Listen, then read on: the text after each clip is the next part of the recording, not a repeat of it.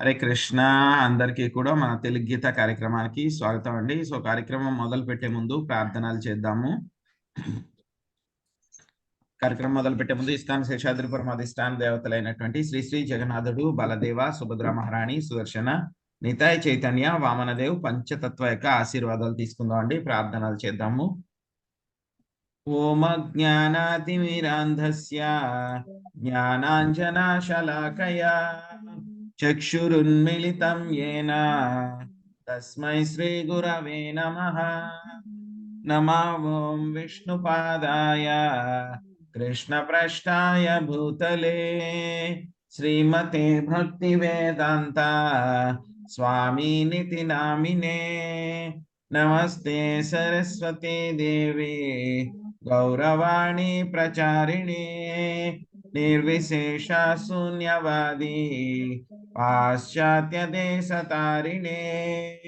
జయ శ్రీ కృష్ణ చైతన్య ప్రభు నిత్యానంద శ్రీ అద్వైత గదాధర శ్రీవాసాది గౌర భక్త వృంద. హరే కృష్ణ కృష్ణ కృష్ణ హరే హరే, హరే రామ రామ రామ రామ హరే హరే. ఈరోజు మనము 4వ అధ్యాయము దివ్య జ్ఞానము. ఈ యొక్క అధ్యాయంలో మనము చివరి శ్లోకంలోకి వచ్చేసాము, చివరి అంకంలోకి వచ్చేసాము. ఈరోజు మనము 38, 39 శ్లోకాలు నేర్చుకోవడానికి ప్రయత్నిద్దాము. నహి జ్ఞానేన సదృశం పవిత్రామిహ విద్యతే తత్స్వయం యోగ సంసిద్ధ కాలేనాత్మని విందతే.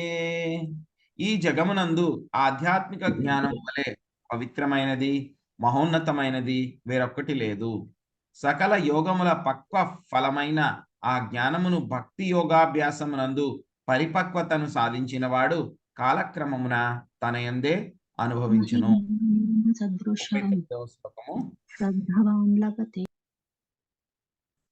శ్రద్ధావాన్ లభతే జ్ఞానం తత్పరా సంయతేంద్రియా జ్ఞానం లబ్ధ్వా పరం శాంతి మచిరేణాధిగచ్చతి.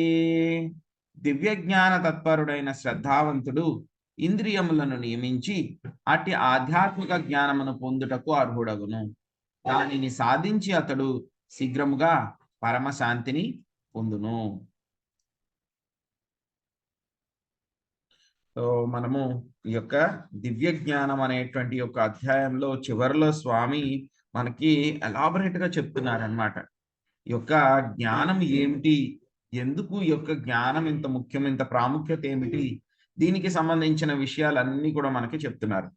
సో నిన్నటి శ్లోకాల్లో కూడా మనం చూసాం, జ్ఞానం ఉండడం మూలంగా ఏమవుతుంది, ఈ యొక్క జ్ఞానం అనేటువంటిది ఏ విధంగా మనము బయటికి వెళ్ళడానికి భౌతిక ప్రపంచంలో ఉపయోగపడుతుంది అనేటువంటిది చూసాం అన్నమాట మనం. సో అదేవిధంగా రకరకాలైనటువంటి మన యొక్క కర్మ ఫలితాలన్నీ కూడా ఏ విధంగా నాశనం చేసుకోవచ్చు ఈ యొక్క జ్ఞానం ద్వారా అనేటువంటి విషయాలు మనం చూసాం. సో ఈరోజు మనకి 38వ శ్లోకంలో స్వామి చెప్తున్నారనమాట. సో ఏం చెప్తున్నారు, ఈ యొక్క జగత్తులో ఆధ్యాత్మిక జ్ఞానం లాగా పవిత్రమైనది మరియు మహోన్నతమైనది వేరొక్కటి లేదు.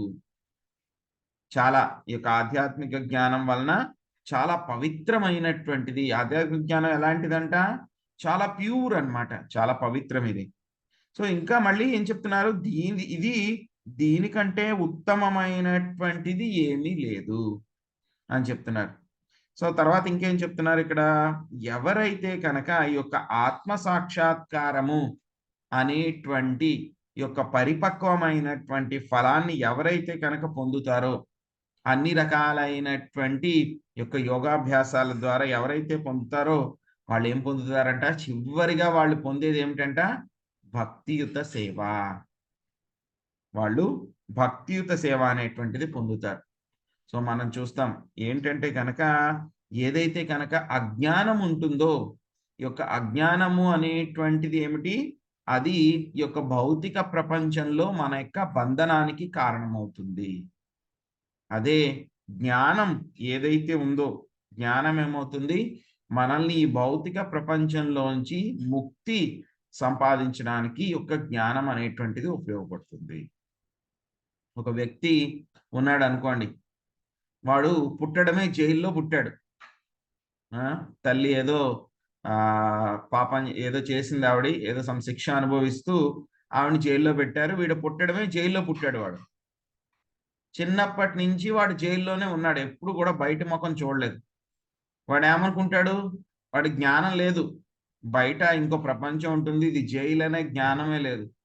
వాడు ఏమనుకుంటాడు, ఆ జైలే సర్వస్వము, ఇక్కడే ఉండాలేమో, ఇలాగే ఉండాలేమో, జీవితం ఇలాగే ఉంటుందేమో అని చెప్పి వాడు జీవితాంతము జైల్లో ఉండడానికే వాడు ప్రయత్నిస్తాడు.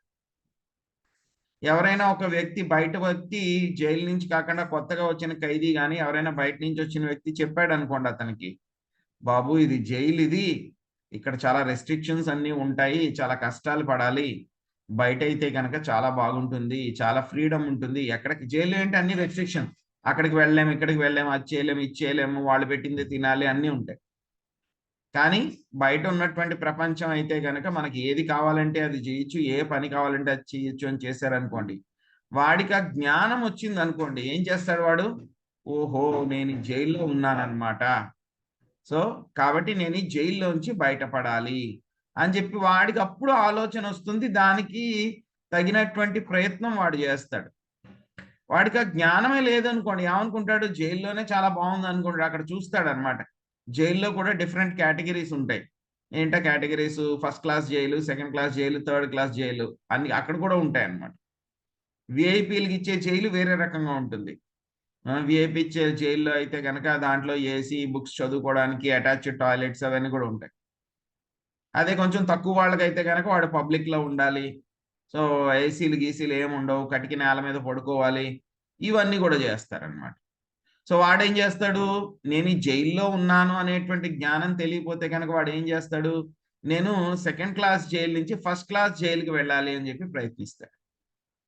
ఒకవేళ ఎవరైనా సరే వాడికి బై ఛాన్స్ ఆ జైలు ద్వారం వాడికి ఓపెన్ చేసి ఇచ్చేసారు అనుకోండి, జైలు మెయిన్ గేట్ ఓపెన్ చేసి ఇచ్చినా సరే వాడు బయటికి వెళ్ళడు. ఎందుకంటే కనుక వాడికి తెలీదు బయటికి వెళ్తే ఫ్రీడమ్ ఉంటుంది, బయటికి వెళ్ళాలి అని చెప్పేసి. వాడు ఏం చేస్తాడు, జైలు డోర్ ఓపెన్ చేసినా సరే లోపలే ఉండడానికి ప్రయత్నిస్తాడు. వాడు వెళ్ళడు, మెయిన్ డోర్ గేట్ ఓపెన్ చేసినా సరే జైలుది, బయటికి వెళ్ళడు, వాడు లోపలే ఉంటాడు. అలాగే మనం కూడా పుట్టిన దగ్గర నుంచి కూడా, మనకు తెలుసున్న దగ్గర నుంచి కూడా ఎక్కడ ఉన్నామండి, మనము ఈ భౌతిక ప్రపంచం అనేటువంటి జైల్లోనే ఉన్నాము. మనం ఏం చేస్తున్నాము, ఈ జైల్లో మనకి ఫెసిలిటీస్ ఏమైతే ఉన్నాయో, మనకి భౌతిక పరమైనటువంటి ఫెసిలిటీస్ ఏవైతే ఉన్నాయో వాటిని మనము పెంచుకోవడానికి ప్రయత్నిస్తూ ఉన్నాం. చిన్న ఇల్లు ఉంటే పెద్ద ఇల్లు, చిన్న కారు ఉంటే పెద్ద కారు, ఇంకా పెద్ద కారు, ఇంకా పెద్దది. సో ఇలాగ ఇంద్రియ భోగాన్ని అభివృద్ధి చేసుకుని జైల్లో కేటగిరీ పెంచుకోవడానికి ప్రయత్నిస్తూ ఉన్నాం. కానీ ఎవరైతే కనుక మనకి, ఎందుకంటే కనుక మనం అజ్ఞానంలో ఉన్నాం, ఇది జైల్లో ఉన్నానని చెప్పి మనకు తెలియదు, అంతా బాగానే ఉంటుంది, అందరూ జైల్లోనే ఉన్నారు, నేను జైల్లోనే ఉన్నాను అనిపిస్తుంది. కానీ ఎప్పుడైతే కనుక ఈ యొక్క దివ్య జ్ఞానం మనకు వస్తుందో ఏమవుతుంది, బాబు ఇది జైలు, ఇక్కడ ఉండకూడదు. ఎవరైనా ఆధ్యాత్మిక గురువులు వచ్చి చెప్తారనమాట మనకు అర్థమయ్యేలా, ఇది జైలు, ఇక్కడ చాలా కష్టాలు పడుతూ ఉన్నావు నువ్వు, ఇక్కడ ఉండకూడదు, దీంట్లోంచి బయటపడాలి అని చెప్తే కనుక వెంటనే వాడికి అర్థం అవ్వదు. కానీ మెల్లమెల్లగా వింటూ వింటూ వింటూ వింటూ ఉంటే కనుక వాడికి ఈ యొక్క జ్ఞానం అనేటువంటిది వస్తుంది. అప్పుడు ఆ జ్ఞానం ఏమవుతుంది, వాడికి ఈ యొక్క భౌతిక ప్రపంచం నుంచి వాడికి ముక్తి పొందడానికి ఉపయోగపడుతుంది. సో ఈ యొక్క జ్ఞానం అనేటువంటిది ఏమిటంట, సో అందుకే చెప్పారు మనకి, అజ్ఞానం అనేటువంటిది మన యొక్క బంధనానికి కారణము, కానీ ఈ యొక్క జ్ఞానం అనేటువంటిది ఏమిటి, మన యొక్క ముక్తి పొందడానికి కారణమవుతుంది అని చెప్పారు అన్నమాట. సో ఈ యొక్క జ్ఞానం అనేటువంటిది ఎలా లభిస్తుంది అంటే కనుక, యొక్క భక్తియుత సేవ యొక్క పరిపక్వమైనటువంటి ఫలం అన్నమాట ఇది. సో ఏమవుతుందండి జ్ఞానం వస్తే అంటే కనుక, దాని యొక్క బెనిఫిట్ ఏం చెప్పారు, బంధనాల నుంచి విముక్తి అవ్వడమే కాకుండా ఇక్కడ విముక్తి రాక ముందు కూడా ఇంకా కొన్ని ఫలితాలు వస్తాయి. ఎలా అయితే కనుక, ఒక వ్యక్తి భోజనం చేస్తూ ఉన్నాడు అనుకోండి, ఏమవుతుంది, మొత్తం భోజనం పూర్తి అవ్వకపోయినా సరే మెల్లమెల్లగా వాడి ఆకలి కొంచెం కొంచెం తగ్గుతూ ఉంటుంది, వాడికి సాటిస్ఫాక్షన్ కూడా వస్తూ ఉంటుంది. పూర్తిగా వాడికి భోజనం పూర్తి అవ్వకపోయినా, కడుపు నిండకపోయినా సరే 100% ఏమవుతుంది, కొంచెం కొంచెం వాడికి సాటిస్ఫాక్షన్, ఆకలి తగ్గడం జరుగుతూ ఉంటుంది.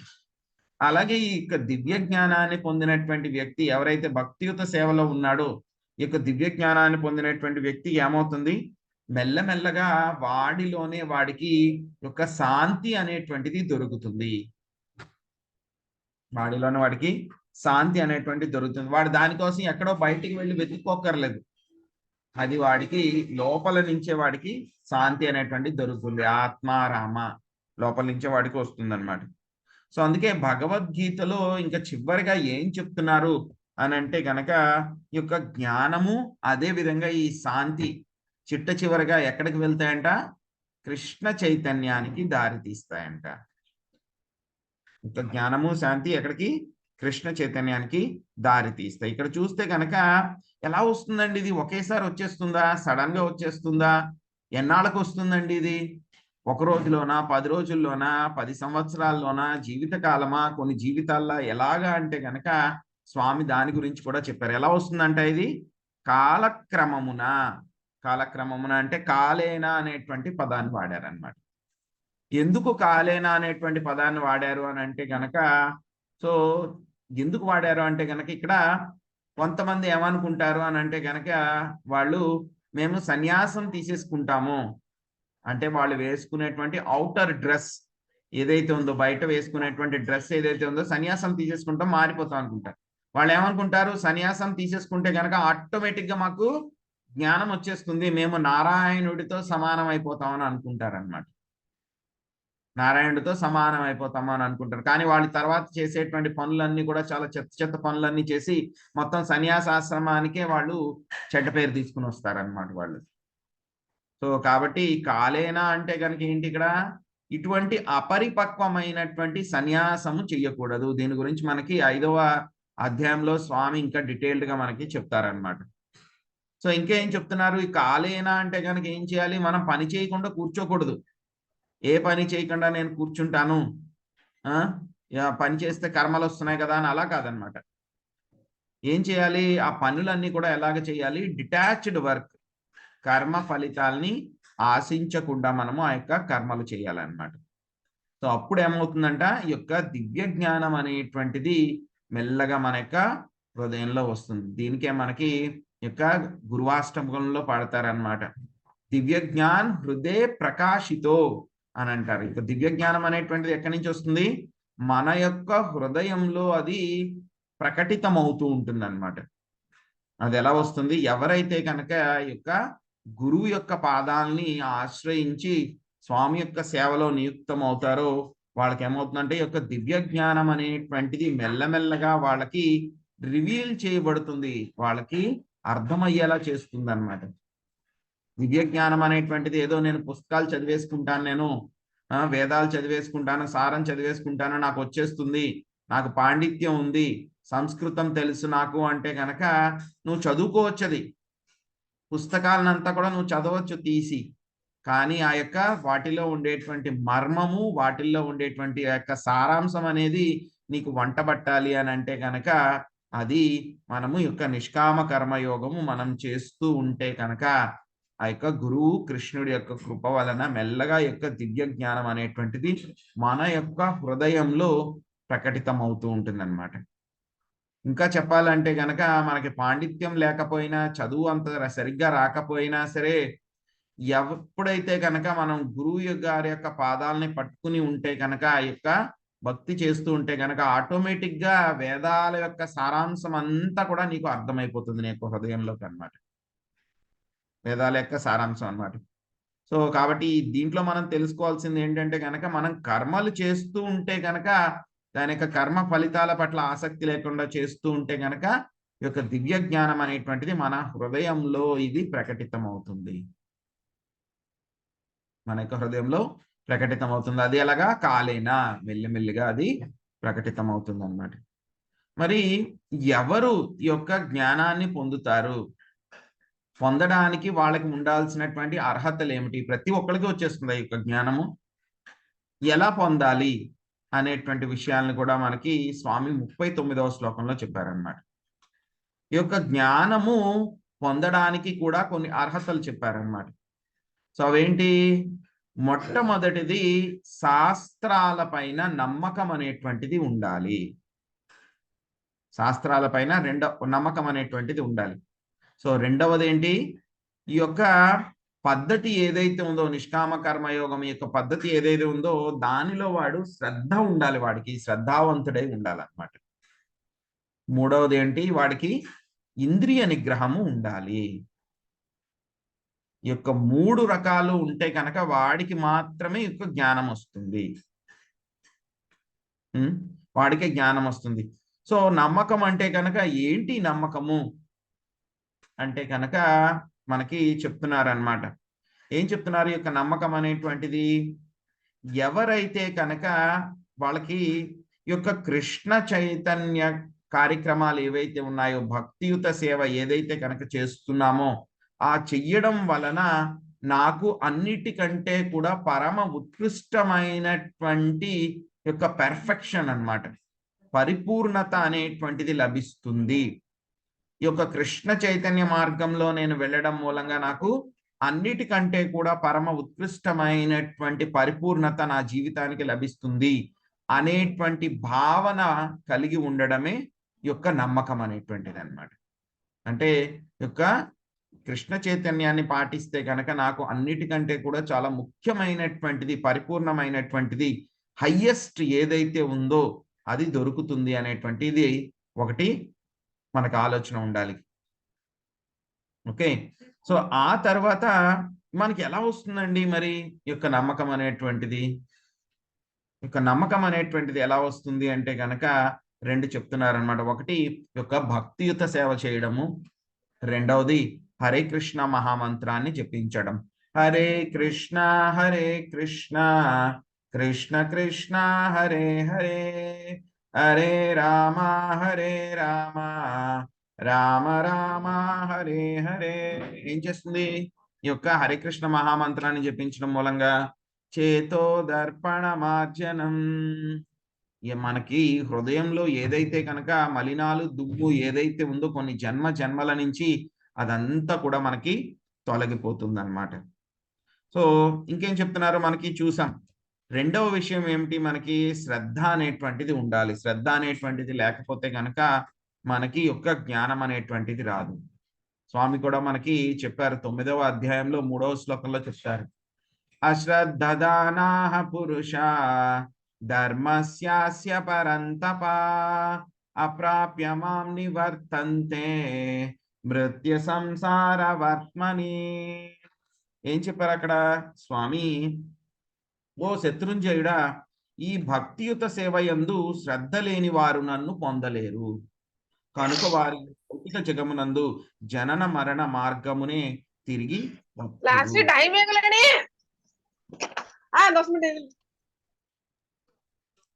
యొక్క జనన మరణ మార్గానికే తిరిగి వత్తురు అని చెప్పి చెప్తున్నారు. సో మొట్టమొదటిది ఏం కావాలి? మనకి నమ్మకం ఉండాలి. నమ్మకం ఒకటే ఉంటే సరిపోదు. ఏం కావాలి? మనకి శ్రద్ధ కావాలి. శ్రద్ధ లేకపోతే కనుక స్వామి చెప్తున్నారు మళ్ళీ వాళ్ళు భౌతిక ప్రపంచంలోకి తిరిగి వస్తారు. మూడవది ఏంటి? ఇంద్రియ నిగ్రహం అనేటువంటిది ఉండాలి. ఈ 3 కూడా ఇంటర్ రిలేటెడ్ అన్నమాట. ఒక్కొక్కటి ఐసోలేటెడ్ గా మనం చేస్తామంటే కుదరదు అన్నమాట. సో ఎవరికైతే కనుక ఈ యొక్క ఇంద్రియ నిగ్రహం ఉంటుందో వాళ్ళకి శ్రద్ధ అనేటువంటిది కూడా ఉంటుంది. ఇంద్రియ నిగ్రహం లేకపోతే ఏముంటుంది? వాళ్ళకి శ్రద్ధ అనేటువంటిది తక్కువగా ఉంటుంది అన్నమాట, లేతగా ఉంటుంది. సో కొన్ని రోజులు చేస్తారు, కొన్ని రోజులు చేయరు, కొన్ని రోజులు మానేస్తారు, అలాగనమాట. వేవరింగ్ అవుతూ ఉంటుంది అన్నమాట, స్టడీగా ఉండదు వాళ్ళకి. కానీ ఈ యొక్క శ్రద్ధ అనేటువంటిది చాలా స్టడీగా ఉండాలి. దానికి ఇంద్రియ నిగ్రహం. ఈ యొక్క శ్రద్ధ ఎప్పుడైతే ఉంది, నమ్మకం ఎప్పుడైతే ఉందో అప్పుడు ఏమవుతుందంట, ఈ యొక్క దివ్య జ్ఞానం అనేటువంటిది ఒక వ్యక్తికి లభిస్తుంది. ఎలా వస్తుంది దివ్య జ్ఞానము అని అంటే గనక, భగవద్గీత కూడా మనకి అర్థం చేసుకోవాలి అంటే గనక ముందు ఏంటి? ఒకటి నమ్మకం ఉండాలి. ఏంటా నమ్మకం? కనీసం మినిమం ప్రభుపాదుల వారు చెప్తారనమాట క్వాలిఫికేషన్. శ్రీకృష్ణ భగవానుడు దేవాది దేవుడు, అహం సర్వస్య ప్రభవో, మొత్తం అతని దగ్గర నుంచే వచ్చినవి అనేటువంటిది బేసిక్ మినిమం నమ్మకం ఉండాలి. అది ఉంటేనే మనకి మెల్లగా యొక్క భగవద్గీత అనేటువంటిది అర్థమవుతుంది. లేకపోతే మీరు భగవద్గీత మొదటి పేజీ నుంచి చివరి పేజీ దాకా ఎన్నిసార్లు చదివినా సరే మీకు భగవద్గీత కొంచెం కూడా అర్థమవుతుంది. ఎలా ఉంటుంది? అదేదో ఇంగ్లీష్ నావల్ చదివినట్టు అలాగ ఉంటుంది అనమాట. ఏదో న్యూస్ పేపర్ చదివినట్టు ఉంటుంది. కానీ దాంట్లో ఉన్నటువంటి జ్ఞానం ఎసెన్స్ ఏదైతే ఉందో అది ఎప్పటికీ రాదండి. బాగానే ఉంది. ఈ యొక్క జ్ఞానం వచ్చిన తర్వాత ఏం చేయాలి మనము? ఆ యొక్క జ్ఞానాన్ని మనం ఇంప్లిమెంట్ చేయాలి శ్రద్ధతోటి. సో మనం ఎవరైనా సరే ఒక వ్యక్తి వస్తున్నాడు అనుకోండి, అతని మీద మనకు గౌరవం ఉంది, నమ్మకం ఉంది. ఎవరైనా ఒక గెస్ట్ వచ్చారు మన ఇంటికి. వచ్చిన తర్వాత ఏంటి, చాలా మర్యాదగా ఆయన ఆహ్వానించాం. ఆహ్వానించిన తర్వాత కూర్చోబెట్టాం. కూర్చోబెట్టిన తర్వాత బాగున్నారా అది ఇది అని అడిగాం. ఇంకేం చేయట్లేదు, ఎంతసేపు మాట్లాడుతున్నాం. కానీ ఆయన మీద మనం గౌరవం చూపిస్తున్నట్ట లేదు. కానీ ఏం చేస్తాం, గెస్ట్ ఇంటికి వస్తే కనుక ఆయనకి వెంటనే అడుగుతాం, ఏమండి మంచినీళ్ళు కావాలా, తాగుతారా, ఏమన్నా టీ కాఫీ ఏమన్నా తాగుతారా, లేకపోతే పాలు తాగుతారా, ఏమన్నా తింటారా, స్నాక్స్ ఏమన్నా తింటారా అని చెప్తాం. ఏం చేస్తాం, ఇవన్నీ చేయడం మూలంగా మనం వాళ్ళకి సేవ చేస్తున్నాము. వాళ్ళ మీద గౌరవం ఉండబట్టి, వాళ్ళంటే కనుక ఇష్టం ఉంటే కనుక మనం ఏం చేస్తాము, ఊరికే మాటల్లో కాదు చూపించడం. ఎలా చూపిస్తాం మనం దాన్ని? సేవ చేస్తాం అన్నమాట. అలాగే మనం కూడా ఈ యొక్క దివ్య జ్ఞానాన్ని పొందడానికి ఎప్పుడైతే కనుక ఈ యొక్క దివ్య జ్ఞానం పొందుతామో, ఇంద్రియ నిగ్రహం ద్వారా, అదేవిధంగా యొక్క శ్రద్ధ ద్వారా, శాస్త్రాల మీద స్వామి మీద నమ్మకం ఉంటే కనుక ఏం చేస్తాం మనము? వెంటనే మనము స్వామికి సేవ చేయడం మొదలు పెడతాము. భక్తియుత సేవ. ఏమిటి భక్తియుత సేవ అంటే కనుక చిన్నగా స్వామి గురించి వినడము, స్వామికి నామాన్ని కీర్తించడము, స్వామికి మన ఇంట్లో అర్చా విగ్రహం కానీ లేకపోతే కనుక ఏదైనా ఒక చిన్న ఫోటో కానీ ఆల్టర్ కానీ ఏదైతే ఉంటే రోజు ఆయనకి పూలు సమర్పించడము, అదేవిధంగా అగరబత్తి చూపించడము, దీపం ధూపాలను చూపించడము, అదేవిధంగా భోగా పెట్టడము, ఇవన్నీ కూడా మెల్లగా చేస్తూ ఉంటే కనుక ఏమవుతుంది, మనం ఆయనకి సేవ చేస్తున్నాము. అంటే మనకు ఉన్నటువంటి చాలా కోమలమైనటువంటి శ్రద్ధ ఏదైతే గనక నమ్మకం ఉందో వాటిలన్నిటిని కూడా మనం చూపిస్తున్నాం, ప్రాక్టీస్ చేస్తున్నాం. ఈ విధంగా ప్రాక్టీస్ చేస్తే గనక ఏమవుతుంది, మెల్లమెల్లగా మనకి ఈ యొక్క అది కూడా గురువు యొక్క ఆధ్వర్యంలో ఈ విధంగా చేస్తే గనక మెల్లగా ఏమవుతుంది, వీడికి ఆధ్యాత్మిక జ్ఞానం పొందేటువంటి అర్హత కలుగుతుంది. అదేవిధంగా మెల్లమెల్లగా అతనికి ఏమవుతుందంట, ఆ యొక్క పరమ శాంతి అనేటువంటిది మెల్లగా మొదలవుతుంది. వాడికి తెలిసిపోతుంది. భక్తి చేస్తున్నప్పుడు మనకి ఎవరు బయట వాళ్ళు వచ్చి ఏమీ చెప్పక్కర్లేదు. ఒరే నువ్వు భక్తి బాగా చేస్తున్నావు, సరిగ్గా చేయట్లేదు అని ఎవరు సర్టిఫికెట్ ఇవ్వాల్సిన అవసరం లేదు. మనంతటా మనకే తెలిసిపోతుంది. ఎలా అయితే కనుక భోజనం చేస్తూ ఉంటే కనుక కడుపు నిండుతూ ఉంటుంది, ఆటోమేటిక్గా తెలిసిపోతుంది. బయటవాడు ఎవరో వచ్చి ఒరే నీ కడుపు నిండిపోయింది ఆపై తినడం అని చెప్పి ఎవరో చెప్పక్కర్లా, మనకే తెలిసిపోతుంది, చాలు నాకు కడుపు నిండిపోయింది. అలాగే భక్తి చేస్తూ ఉంటే కనుక చేసే కొద్దీ ఏమవుతుంది, మెల్లగా మనకి ఆటోమేటిక్గా తెలిసిపోతుంది అనమాట. నేను చేస్తున్నానా, సరిగ్గా చెయ్యట్లేదా. ఒక్కొక్క రోజు జపం చేస్తే కనుక చాలా బాగుంటుంది మనకి, ఒక్కొక్క రోజు బాగోదు, సరిగ్గా జపం కుదరదు. అది ఎవరు చెప్పక్కర్లా, బయట వాళ్ళు, మనకే తెలిసిపోతుంది అనమాట. సో అలాగా మనము ఈ యొక్క 3 రకాలైనటువంటి విషయాలు, ఒకటి నమ్మకము, రెండవది శ్రద్ధ, ఇంద్రియ నిగ్రహం, ఈ 3 ఉంటే కనుక మనము భక్తిలో ముందుకు వెళ్ళగలమండి. సో ఇదండి మనం ఈరోజు నేర్చుకుంది. హరే కృష్ణ.